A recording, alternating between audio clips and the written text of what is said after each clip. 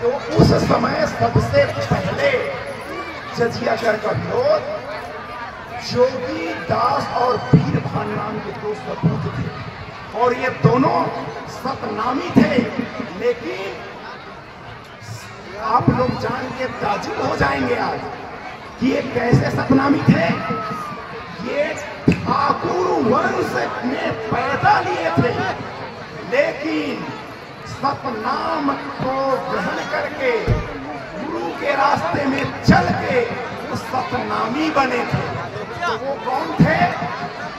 जोगीदास और वीरभान जी सतनामी संप्रदाय के पहले मुखिया थे, जिन्होंने औरंगजेब का जजियागढ़ का विरोध किया, और उसके नेतृत्व में समस्त संत जन इकट्ठा हो गए और नारलौन में 2 बार औरंगजेब के सेनाओं को पराजित किया।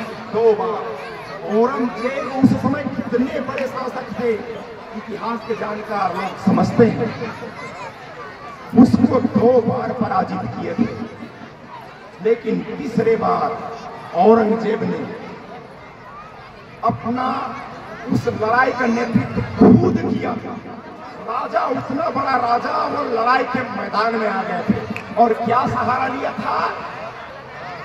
कुरान की आयतें अपने झंडा में सिलवा के फौज के सामने ले गए थे, और ये बोले ये सतनामी लोग धार्मिक मामले में हमसे बहुत आगे हैं, इनसे हम इनको जीत नहीं सकते, तो इनको जीतने का एक ही इलाज है, हम अपने आयतें अपने साथ लेके लड़ेंगे, तब हम जीतेंगे। उन्होंने अपने लोगों का मनोबल बढ़ाने के लिए और उसमें वो कामयाब, चूंकि राजा था, उनसे लड़ाई हारना एक लाभ की बात थी, क्योंकि वो देश का राजा था, भारत देश का, और उससे एक छोटी सी टुकड़ी लड़ाई लड़ रही थी।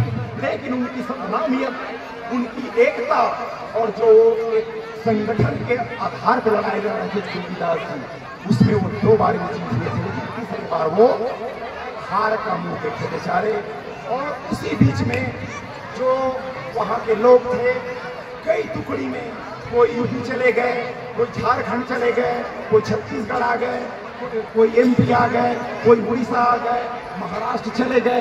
ऐसे वहाँ से टुकड़ियों में लोग जो बच गए थे, लड़ाई करने वाले सैनिक तो मारे गए, बाकी लोग जो बचे थे वो पूरे देश में पलायन कर गए। इसी की शाखाएं आज पूरे देश में मिलती है। इसी बीच अभी हम 2021 में यूपी में, हमारे यूपी में संप्रदाय रहते हैं, वहां पे अखिल भारतीय सतनामी सम्मेलन लोगों ने करवाया। तो मुझे बताने में ये खुशी हो रही है कि वो बुलंदशहर का, कोई शायद आप लोग जानते होंगे, बुलंदशहर का रुकनपुर गांव है, बुलंदशहर में रुकनपुर गांव है, वहां 25 घर हैं ब्राह्मण समाज के लोग, वो उनका जो कुल है वो ब्राह्मण है, लेकिन आज वो सतनामी कहलाते हैं, सतनामी है। उनकी पूजा पद्धति, रीति रिवाज, रहन सहन वो सतनामियत है, उनका कुल ब्राह्मण है। सोच लीजिए, सतनामियत कोई जाति धर्म के लिए नहीं है, सतनामियत एक सच्चा रास्ता है, जो समझ जाता है वो इस रास्ते पे आ जाता है, तो वो इस रास्ते पे है। और उन्होंने अखिल भारतीय सतनामी सम्मेलन करवाए थे। उसके बाद ये 1300, एक छोटी सी और जानकारी दे दूं, वहां गद्दी चलता है, जैसे हम लोग गुरु गद्दी का पूजा करते हैं, वहां भी गद्दी चलता है, वहां भी गुरु प्रथा है।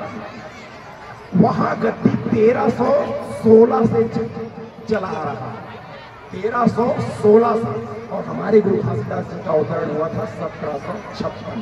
इसका मतलब कि सतनाम को मानने वाले इस धर्म में पहले से ही थे, और सतनाम दुनिया में दुनिया बनी है सत्य, सब कहते हैं, सब ग्रंथों में लिखा है दुनिया बनी है सत्य से, और सत्य को जो मानता है, सत्य के जो रास्ते में चलता है, उसका पहचान उन ऋषि मुनियों ने सतनामियों से किया। इसी को लोग सनातन कहते हैं, क्योंकि दुनिया बनी है सत्य से, आदि से चली आ रही है, तो जो चली आ रही वो क्या है? यही तो सनातन है, सत्य ही तो सनातन है। तो सत्य सनातन धर्म की आज चारों तरफ चर्चाएं हो रही हैं, तो सत्य कभी छिप नहीं सकता। इसी बीच हमारे परम पूज्य गुरु घासीदास बाबा जी का छत्तीसगढ़ में आगमन हुआ था। 1756 में उनका अवतरण हुआ, जिनकी आज हम जयंती मना रहे हैं। तो परम पूज्य गुरु घासीदास बाबा जी की जयंती का आप सबको बहुत बहुत शुभकामनाएं। थोड़ी सी बात को और आगे ले जाऊंगा मैं, क्योंकि आज मेरी दीदी बैठी हुई है और एक विजय श्री हासिल की हुई है। तो मैं चाह रहा हूं इतिहास के बारे में दीदी को थोड़ा सा बता दूं, ताकि वो विस्तार से, क्योंकि उनको बोलने का उनमें जो कला है वो ऐसा हम लोगों में कभी पनप नहीं पाएगा लगता है, क्योंकि किसी बोलने में बहुत गुरु घासीदास बाबा जी 1756 में छत्तीसगढ़ के गिरौदपुरी में अवतरित हुए।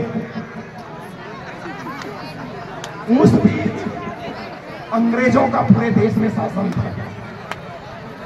हमारे पूरे उस समय हम यही थे, हम छत्तीसगढ़ के ही थे। इससे पहले हम सिटी बना रहे थे, नागपुर में उसकी हेडक्वार्टर हुआ करती थी। उस समय चारों तरफ गौवध की अंग्रेजों के द्वारा भुजड़ खाना खोला गया है। साथियों, आप सबको बताते हुए मुझे खुशी हो रही है कि उसका विरोध छत्तीसगढ़ में गुरु घासीदास बाबा जी के चौथे पीढ़ी के वंशज जगत गुरु अगमदास, इन्होंने अपने संत महंत के थ्रू विरोध करवाए थे। और सबसे पहले पूरे भारत देश में अंग्रेजों ने जो भुजड़ खाना बंद करवाया, करमंडी और ढावाडी, हमारे छत्तीसगढ़ में वो जगह है जहां हजारों की मात्रा में गाय माता की वध की जाती थी, उसको हमारे सपूतों ने बंद करवा दिया था।